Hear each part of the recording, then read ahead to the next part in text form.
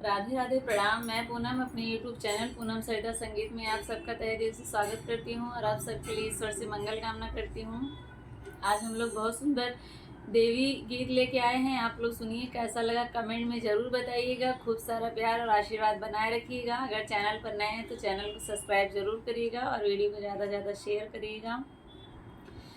फूल के से जरिया पे सूतली देवी मैया हो, मलिनिया दाबैना माई के कोमल चरनिया हो, मलिनिया दाबैना माई के कोमल चरनिया हो, मलिनिया दाबैना।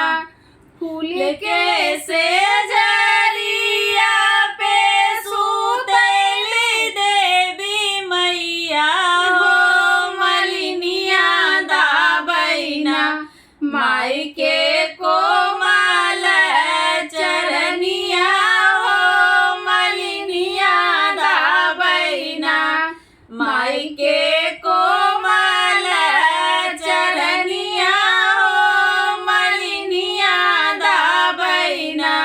काहे गुना मोरी मैया भावे नारियलवा हो, कवाने गुना ना भावे लाल की चुनरिया हो, कवाने गुना ना भावे लाल की चुनरिया हो, कवाने गुना ना।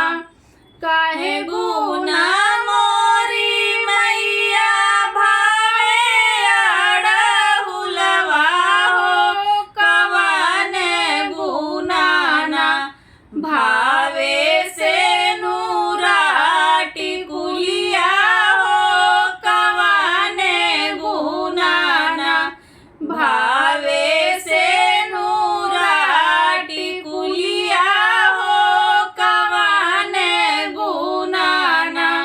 काहे गुना मोरी मैया धरिया दहड़िया हो, कवाने गुना ना भा